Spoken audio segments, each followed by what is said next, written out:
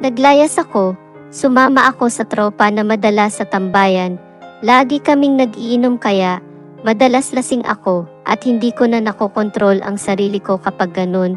Kahit sinong lalaki basta gusto ako, payag lang ako. Kahit ilan pa sila, madalas 5 o higit pa sa isang araw ang lalaking pumupunta sa tambayan namin kapag lasing na ako. Nagagawa na nila ang gusto nila. Lahat yata ng tropa ni Ping ay dumaan sa akin at wala silang maipagmamalaki sa akin dahil alam ko kung sino-sino sa kanila. Ang malaki at maliit ang katawan, minsan nga may mga may edad na pumupunta doon sa tambayan ni Ping at kapag need ko ng pera, doon lang sa maliit na kwarto na tambakan, makakaraos na sila.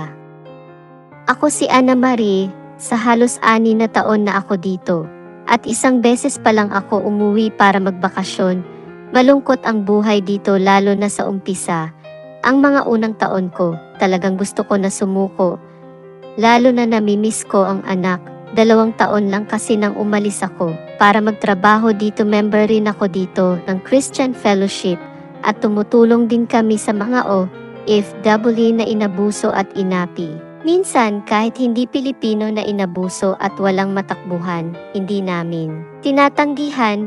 Kung tutuusin, kahit andyan ako sa Pilipinas ay mabubuhay naman kami. Meron din kasi negosyo ang mga magulang na kahit paano ay katulong ako at may bayad din. Kaya lang dahil inis at nais ko takasan ang impyerno ko na buhay sa asawa ko. Para na rin kalimutan ang mga masasamang karanasan ko, dito ay tahimik at nakakapag-isip ako ng maayos at wala rin nakakakilala sa akin na maaring maghusga at magkutya sa nakaraan ko. Totoo, hindi langit ang naranasan ko. Sa buhay may asawa, siguro ito rin ang kabayaran sa mga katigasan ng ulo. Noong kabataan ko, pinag-aaral din kasi ako ng mga magulang ko, pero napasama ako sa mga maling tao. Ang mga classmate ko na nagturo sa akin ng hindi maganda. Kaya naman hanggang first year college lang ang inabot ko. Pagsabihan mo yan si Ana Marie, Lete na umuwi galing school, tapos nakausap ko ang advisor niya hindi raw pumapasok. Araw-araw naman umalis, ewan ko ba dyan sa bata na yan, bakit ganyan yan, kung sino pa ang babae. Siya pa ang naging pasaway, sabi ng nanay kay tatay, isang umaga habang aalmusal kami, at naghahanda sa pagpasok sa paaralan. Hindi ko alam pero, bakit kapag si nanay ang nagsasabi sa akin, parang baliwala lang. Saka sa dami ng salita na sinabi minsan isa lang ang natatandaan. Kaya si tatay minsan ang nagsasabi sa akin, kaya lang bihira magsalita si tatay. Kaya kapag ito ang nagsabi ay talagang sunod kami lahat. Kahit sina kuya ay takot, pero mabait si tatay. Kahit nga minsan, hindi ako nakaranas na paluin o saktan ni tatay, alam ko kasi na mahal ako ni tatay. Sa 4 kasi na magkakapatid, ako lang ang babae at pangatlo ako. Ang bunso namin ay lalaki. Ana iha, makinig ka kay nanay mo. Alam mo lahat ng sinasabi niya ay para sa iyo lahat yan, tandaan mo. Ganyan lang magsabi sa akin si tatay, pero tagos naman sa puso ko, opo tay, sagot ko naman sa kanya. Pero ewan ko ba, bakit si nanay na ang nagsabi, baliwala sa akin lahat. Kaya minsan, para lang makinig ako sa kanya, kinukurot niya ako. Kaya naman tumatanin sa isip ko na hindi ako mahal ni nanay. Pagdating ko ng high school, doon na ako, lalo na pasama sa mga barkada, abala kasi sa negosyo sina nanay. Kaya sa katulong lang iniwan ang baon namin. Hatid lang kami sa school, tapos sundo. Hindi man lang kami matanong kung okay kami sa school, kaya naman kanya-kanya kaming aral, at minsan tuwing Sunday lang kami nagkita-kita. Ganun na nga ang madalas na nagyayari, hanggang sa pati ang pag-inom ng alak, ay natutunan ko na rin, hindi na talaga ako pumapasok. Aalis lang ako ng naka-uniform pero, hindi naman ako papasok. Kaya naman nang malaman ni nanay, dahil muntikan na ako, hindi makagraduate ng high school, kung hindi nga lang napakiusapan nila ang teacher ko, bagsak sana ako. Ana Marie, ano ba ang pagkukulang namin sa iyo?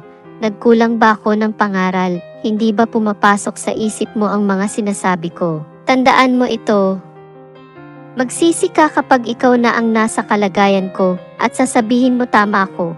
Habang nasa pintuan pa lang kami ng bahay, hawak na nanay ang buhok ko at hinila ako papasok sa bahay, pero nakikipaghilahan kay nanay. Hindi naman ako lalaban sa kanya dahil ginagalang ko naman si nanay, kaya lang nasasaktan na ako. Kaya hinablot ko ang kamay, kaya natumba ito at napasadsad sa semento. Nagulat talaga ako. Hindi ko naman sinadya. Lumapit ako sa kanya at sabing, "Nay, sorry." Hindi pa ako tapos magsalita. Isang malakas na sampal ang dumapo sa mukha ko na nagpainit ng tenga ko, pati mata ko ay nanlabo talaga. Pero nang titigan ko kung sino ang sumampal sa akin, si Kuya Ruben, ang panganay namin. "Sumusubra ka na ng babae ka. Lahat na ibinigay sa'yo, sinusunod kung ano gusto mo, pero ano ang igaganti mo? Kahit si nanay hindi mo na iginalang." Nanilisik ang mata sa Kuya. First time ko rin makita na ganun si Kuya Ruben, kaya natakot din ako. Sa susunod na lumaban ka kay nanay, hindi ako magdadalawang isip na durugin yan mukha mo. Tandaan mo ito. Sabay na tinulungan sa nanay na tumayo. Ako naman tulala sa nagyari, parang natauhan ako. "Anak, tama na yan," sabi ng nanay kay Kuya. Marami pa sanang sasabihin ito sa akin. Kung hindi inawat ni nanay, kaya naiwan ako sa may sala na tulala at nag-iisip ng gagawin. Saka iniisip ko, magsusumbong kay tatay si Kuya. At tiyak nakakampihan ni tatay si Kuya Ruben. Si Kuya Ruben na rin kasi ang halos naaasahan nila sa negosyo nila. Kahit sa edad niyang 20 noon, iyon din ang isa sa mga ikinakasama ang loob ko. Dahil madalas, nakinukumpara kaming magkakapatid kay Kuya. Bakit daw hindi kami gumaya kay Kuya? Parang bang si Kuya ang standard na susundin namin kahit sa mga grades sa school. Dapat tulad ng kay Kuya o higit pa. Mahilig kasi mag-aral ito si Kuya at seryoso sa buhay. Ana Marie, anong mangyayari sa buhay mo yan? Pagdating ng araw magsisi ka sa mga ginagawa mong ganyan. At hindi ka nakikinig kay nanay mo, bungad ni tatay sa akin. Isa pa, gusto mo pa ba talaga mag-aral? Kasi kung hindi na, tumulong ka na lang sa tindahan para naman matuto ka na. Mag-aaral po ako. Sabi ko, kahit na hindi ko talaga alam kung ano ang kurso na kukunin ko. Nakapag-enroll pa naman ako ng first semester pero hindi ko na pinasukan at mas pinili ko ang tumambay kasama ang mga barkada. At dito ko rin nakilala si Ping. Si Ping ay isang dropout din at siyang leader sa mga gang nila. Doon kasi kami madalas tumatabay sa lugar nila, kaya doon na rin kami tumatambay. Okay ito naman ang sabi ni Alaan, ang isang tropa ko, nang ipakilala ako nito sa kanya. Dahil sa madalas na pagtambay ko doon, nalaman na nga ni na tatay na hindi ako pumapasok. At dahil dyan, nagalit na sa akin si tatay at hindi na nagbibigay ng allowance sa akin. Saka kahit susi ng bahay ay kinuha sa akin. Hindi na rin ako pwede pumunta sa tindahan namin. Meron kasi kami mini grocery malapit sa bahay namin. Kapag pumunta kasi ako doon, tumutulong ako at kapag may nawawala doon sa akin, hinahanap. Pero isang beses lang man ako kumupit doon at inamin ko naman sa kanila, kahit siguro ang mga tindera doon ang kumuha. Kaya simula nang magalit si tatay sa akin, pakiramdam ko wala nang nagmamahal sa akin. Kaya naglayas ako, sumama ako sa tropa na madalas sa tambayan. Lagi kaming nag-iinom kaya madalas lasing ako at hindi ko na nakokontrol ang sarili ko kapag ganun. Kahit sinong lalaki kapag gusto ako, payag lang ako. Kahit ilan pa sila. Minsan nga may mga may edad na pumupunta doon sa tambayan ni Ping at kapag need ko ng pera, doon lang sa maliit na kwarto na tambakan, makakaraos na sila. Halos 2 buwan ako na pag-alagala. Pero ang nanay hindi tumigil sa paghahanap sa akin. Minsan nakita ko ito na pumunta sa tambayan namin. Nagtatanong kung saan ako. Siyempre yung tropa, hindi ako ituturo. One-way mirror kasi ang pwesto ko at kita dito ang tao sa labas. Kita ko rin sa mga mata ni nanay pag-aalala. Pero hindi talaga ako nagpakita at nagpatuloy lang ako sa aking ginagawa. hanggang sa tuluyan ko nang hindi nakita ang nanay na naghahanap sa akin, kaya inakala ko na hindi na talaga nila ako kailangan. Pero mali pala ang akala ko. Halos 6 na buwan ako na hindi umuwi sa bahay, pero hindi pala lahat ay palaging masaya sa barkada. May kapalit din pala ito. Ana Marie, tumayo ka dyan, aalis tayo, tanghali na tulog ka pa. Yan ang sabi sa akin ni Ping habang natutulog ako. Dahil masama ang pakiramdam at nagsusuka, napansin ko rin na halos 3 buwan na pala akong hindi dinadatnan ng dalaw, kaya nag-alala ako. Tumayo agad ako at nagpabili ng pregnancy test. Nanlaki ang mata ko nang lumabas ng resulta. Hindi maari ito. Sabi ko sa sarili ko, paano na ako? Kaya inilihim ko ito sa tropa. Naman tuloy-tuloy lang ang saya. Pero si Ping kahit alam na niya na buntis na ako, ginagamit pa rin niya ako at nagyaya pa ng ibang tropa niya. Wala naman na ako mapuntahan. Kaya tinitiis ko na lang ang ganun kalagayan. Hanggang sa unti-unti nang akong nilayuan ng mga tropa ko. Kahit pagkain ko, hinihingi ko pa kung kani-kanino hanggang sa tuluyan ng lumubo ang tiyan ko at doon ko na naisip ang aking pamilya. Labis ang pagsisi ko dahil sa halos nakalipas na ilang araw ay hindi na ako kumakain. Ang grupo ni Ping ay nahuli ng mga pulis dahil ng agaw ng sasakyan at si Ping ay minalas kasi nanlaban daw sa mga pulis. Kahit anong iyak ko, hindi ko na maibabalik ang dati kong buhay. Kaya naging palaboy. Laboy na ako sa Metro Manila kung saan-saan natutulog hanggang sa nakapagdesisyon na ako. Halos nasa 9 na buwan na ang aking tiyan. Una akong pumunta sa tindahan namin, dala na rin siguro ng gutom kaya naisip ko na doon pumunta. Dahil sigurado na may pagkain doon, pero pagpasok ko pa nang sa may pinto, hindi na ako pinapasok ng bantay doon sa may market, kaya nagpakilala ako na si Ana Marie, anak ako ng may-ari, sabi ko pero hindi naniwala sa akin dahil na rin siguro sa kasuotan ko, na halos 1 linggo nang walang palit-palit. Umalis na lang ako at doon sa bahay na lang ako pumunta. Dahil wala akong kahit magkano na pera ay naglakad lang ako. Kaya nararamdaman ko talaga ang sakit ng tiyan. Mabuti na lang at may tumulong sa akin na pedicab driver. Isinakay ako hanggang makarating sa bahay namin pero habang nang nakasakay ako sa pedicab ay sumasariwa ang mga alaala sa akin. Dahil noon ay hindi mo ako mapasakay sa pedicab. Sa taxi o kaya sa jeep lang. Nadidiri ako sa mga pedicab driver. Dahil bilad sa araw, maamoy ko ang amoy nila, nababahuan ako sa kanila. Pero ngayon ang mga tao na dating nilalayuan ko at pinangdidirihan, sila pa pala ang may totoong mabuting kalooban. Tubig po, gusto ninyo, meron ako dyan. Pag-aalok sa akin ni Manong pedicab driver, dahil na rin sa gutom at uhaw. Hindi na ako nagtanong kung malinis ba ito o marumi. Kahit na nakita ko ang lagayan nito, ay may mga lumot, wala. Akong sabi-sabi na tinungga ko ito. Manong salamat po. Sabi ko nang dumating ako sa tapat ng bahay namin, sige Ale. Ingat kayo, sabi naman ito sa akin. Nagtaka rin ako sa kanya. Bakit Ale na ang tawag niya sa akin? Ganun na ba ako katanda? Kumatok ako. Siguro mga 5 beses. Maya-maya lumabas ang batang lalaki.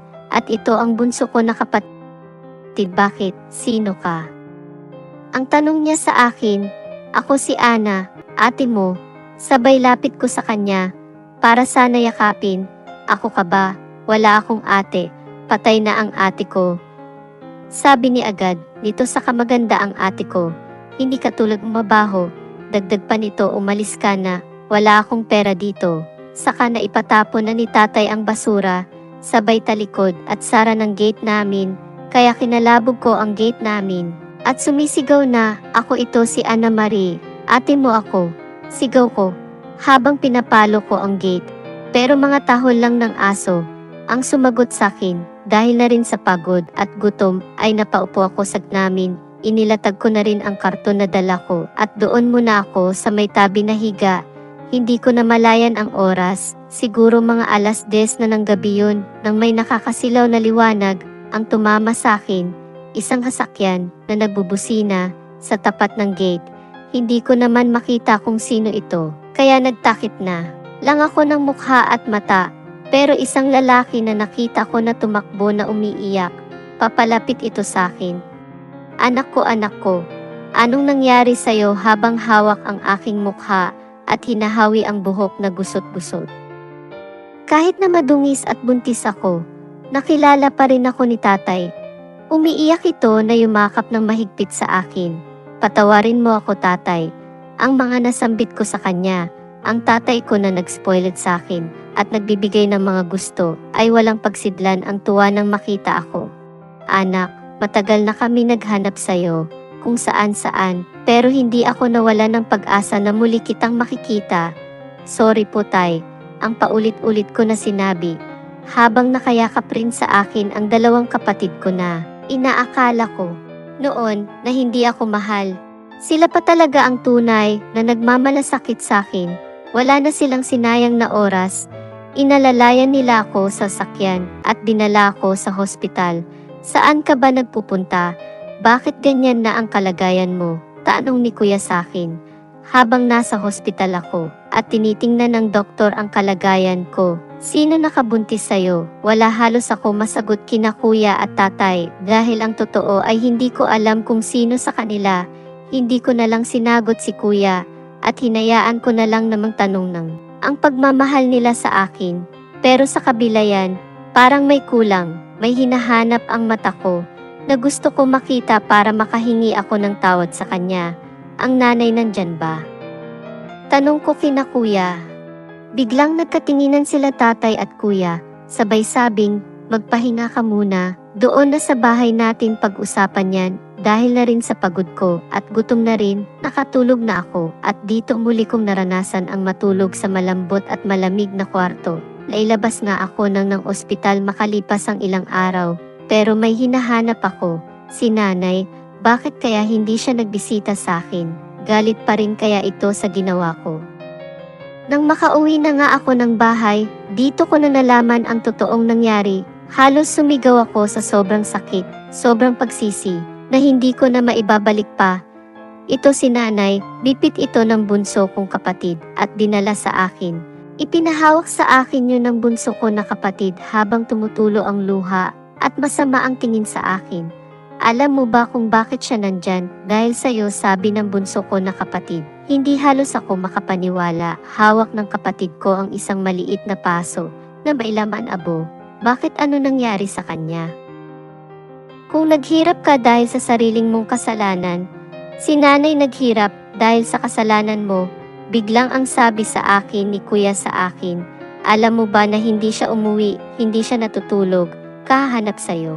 Wala siyang bukang bibig kung hindi pangalan mo. Kami sumuko na sa paghahanap sa'yo. Pero si nanay hindi. Hanggang sa huling hininga niya, ikaw pa rin ang hinahanap niya."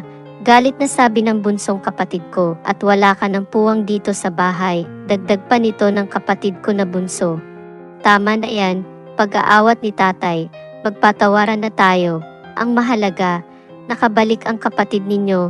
Sana makabalik din si nanay." Umiiyak na sabi ng kapatid ko na bunso, sabay alis at talikod nito na halatang galit talaga sa akin. Ako naman halos hindi na makahinga sa sobrang pag-iyak habang yakap-yakap ko ang mga abo ni nanay. "Sorry, nay, patawarin mo ako." "Sorry po," paulit-ulit ko na sinasabi. Lalo pa na mas matinding pagluha ang naramdaman ko nang makita ko ang dati ko na kwarto, ang dating ayos, ang mga damit ko, ang pajama ko na pantulog, andoon sa ibabaw ng kama. Hinahanda kasi iyon ni nanay noon kahit na busy siya sa negosyo. Simula pala nang naglayas ako, walang araw na hindi naghanap si nanay sa akin, walang araw na hindi ito umiiyak. Sana noong nakita ko siya na hinahanap ako, nagpakita na ako. Sana pala ay buhay pa si nanay ngayon, kahit daw gabi at umuulan. Kahit na walang kasama ay hinahanap ako ni nanay. Sa sobrang pagod nito at hirap, nagkasakit raw. Hindi na rin daw kasi ito kumakain ng maayos, sabi ni tatay. Si nanay na akala ko hindi ako mahal dahil palaging may sermon, palaging may paalala, minsan may kurot pa. Kung naniwala sana ako kay nanay, Hindi ko rin sasapitin ito. Matapos nga ang panganganak ko, bumabalik na ako sa dati. Todo suporta naman sina tatay at kuya sa akin. Pero ang dalawa kong kapatid ay galit pa rin sila sa akin. Sila raw kasi ang nakakita kung paano naghirap si nanay sa paghahanap sa akin. Pero katagalan ay napatawad na rin nila ako at nagkasundo na kami hanggang sa dumating ang punto na muli na naman akong nadapa. Ana Marie, nanliligaw ba sa'yo yan si Anthony? Tanong ni tatay sa akin. Hindi naman ako makasagot dahil ang totoo ay kami na ni Anthony. Ayaw kasi nila dito. Dahil kilala nilang basagulero, tamad at ayaw magtrabaho, pero mabait naman siya. Sa totoo lang, nagising na rin ako sa katotohanan na mali ang mga ginawa ko. Pero bakit pagdating sa pag-ibig ay nawawala ako sa sarili hanggang sa dumating ang araw na nagsama na nga kami ni Anthony kahit tutol sina kuya at tatay. Pero nang tumagal ito, doon ko nalaman na tama pala ang mga sinasabi nila. Tama pa rin sina kuya at tatay dahil naging impyerno ang buhay ko sa kanya. Hindi lang pisikal niya ako sinasaktan, maging emosyonal. May mga pagkakataon pa nga na nagdadala siya ng mga barkada niya sa bahay at doon niya pinapatulog at ako ang ginagawa niyang taga-aliw sa kanila at parausan nila. Sige gawin mo, para naman hindi ko alam na pinilahan ka dati ng mga lalaki, kaya wala kang maipagmamalaki sa akin. Sabi pa sa akin ni Anthony kapag tumatanggi ako. Napakasakit pakinggan ng mga salita, na totoo naman, pero tapos na yun, nagsisi na ako. Kaya napapaisip ako, na ito kaya ang sumpa sa akin, ito kaya ang kabayaran sa mga kasalanan ko, at mga pagsuway ko sa magulang. Hindi na rin ako nagsasabi kina tatay na ganun ang nangyayari sa akin. Ayoko na ulit sila mag-alala, kaya sinolo ko na lang lahat atis. Ana Marie, birthday ng tropa ko, mamaya dito kami magse-celebrate, kaya maghanda ka na. Sabi ni Anthony sa akin, kapag kaganon alam ko na ang gagawin ko, hindi na ako papalag at aayaw. Dati kapag tumatanggi ako, ay sinasaktan ako, pero ngayon hindi na, nasanay na ako, at minsan hinahanap-hanap ko pa nga ang mga ito. Minsan ako na mismo ang nagpapapunta sa mga barkada ni Anthony, dahil muli na naman akong naligaw ng landas, hanggang sa dumating na naman ang puntong nagkaanak muli ako, nang hindi ko alam kung sino ama. Pero sa bawat pagsubok pala ay may katapusan din, may hangganan din pala, at nagising na lang ako na kailangan ko na palang lumaban at tumayo. Matagal na palang ginawa sa'yo ng asawa mo ang pananakit sa'yo. Bakit ngayon ka lang magsumbong? Sana natulungan ka namin, sabi ni tatay sa akin. Nang minsan hindi ko na kaya ang pinapagawa ni Anthony, kaya lumapit na ako kay kuya at tatay at sinabi ko ang dinadanas ko kay Anthony. Dapat sa kanila, mabulok sa bilangguan, sabi pa ni tatay. Kaya tumawag na ito ng mga pulis at tuluyan nga na hinuli sila Anthony at mga barkada niya. Babalikan kita, tandaan mo yan. Iyan ang mga salitang isinigaw ni Anthony sa akin, habang nakaposas ito at hawak-hawak ng mga pulis. Hanggang sa tuluyan na nga akong nagpakalayo-layo, kaya sa ngayon andito ako sa ibang bansa, para tuluyan kalimutan ang mga mapait ko na karanasan na paminsan-minsan ay sumasagi sa aking isipan at ang isang napakalaking aral na aking natutunan, ang mga magulang natin ay tunay tayong mahal, ano man ang mangyari magalit man sila, pero panandalian lang kung ang anak ay kayang titiisin ang magulang, pero ang magulang ay hindi kayang tiisin ang anak. Ngayon ko nasasabi ko ito dahil nararanasan ko na. Bilang magulang, magsisiman ako sa huli, pero ang buhay ni nanay ay hindi na maibabalik pa. Sana makatulong ang kwentong ko na ito sa mga anak na nagre-rebelde sa magulang at sa mga viewers din upang hindi na mangyari sa inyo ang nangyari sa akin.